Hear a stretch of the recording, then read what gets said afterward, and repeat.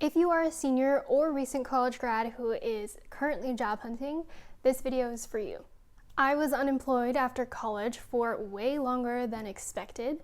This video is about my experience, advice I wish I received, worst advice I got, and the best career advice I got. I did eventually get a job in marketing just like I wanted, and it was a dream. I just wish that I got there sooner, and I hope this video helps you get to your career goals faster too. Hi, my name is Laurie, and I'm a career coach who has been on both sides of the hiring process many times. I'm the founder of Post College Journey, and this channel is all about job hunting tips that will help you launch your career after college. So be sure to hit that subscribe button right now if you are currently in the market for a job. Let's dive right in with advice I wish I got and things I wish I knew.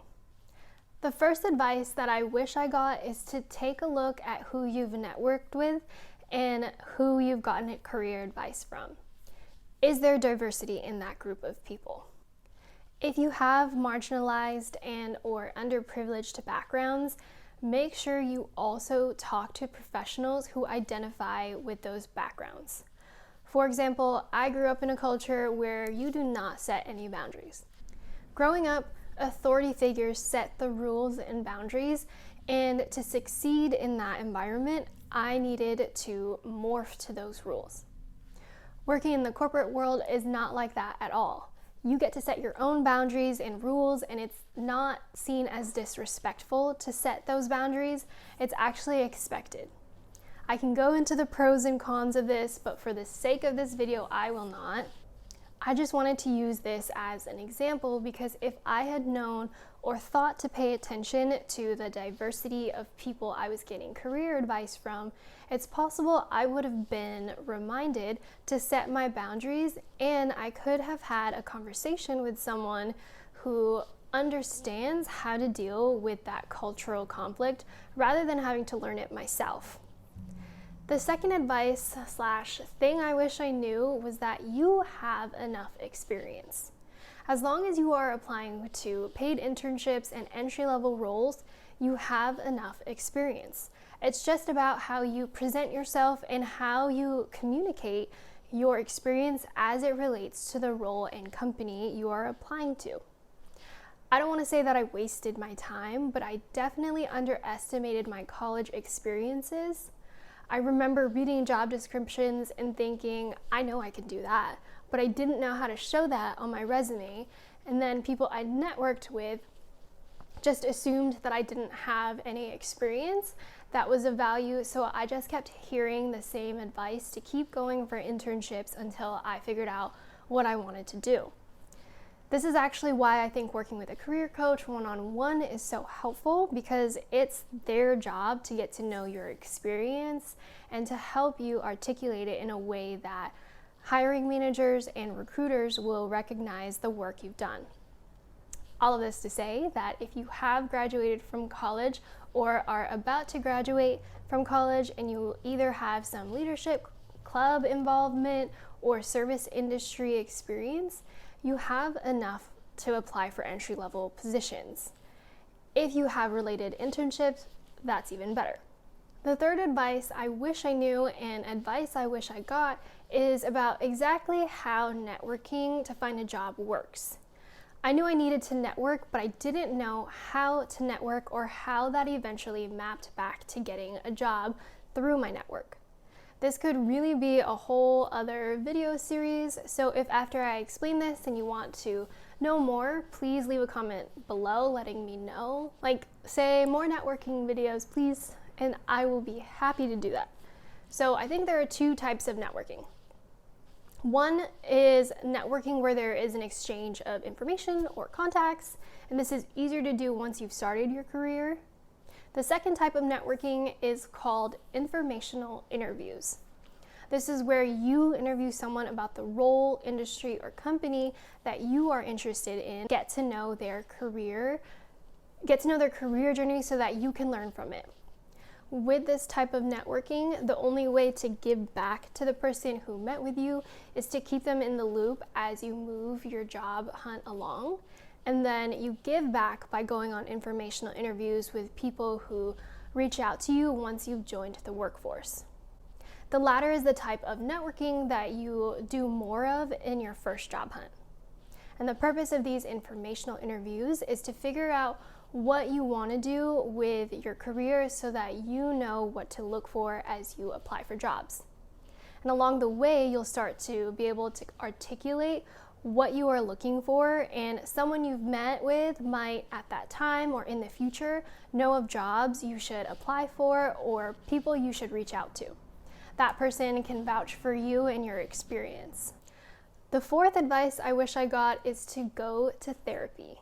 Going to therapy can help you so much in your career. Looking for a job is hard because it takes so much time and energy, and you can face a lot of rejection, and it can often feel lonely.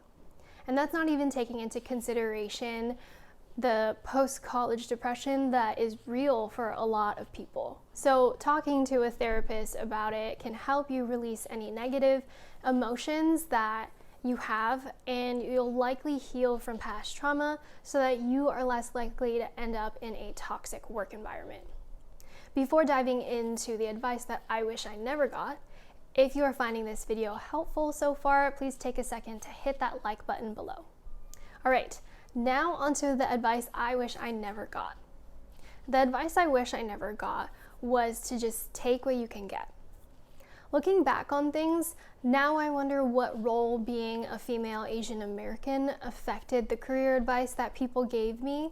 It's been a little too long to be able to know with certainty whether that's why that advice was so prevalent or how much that played a role in the advice being so prevalent.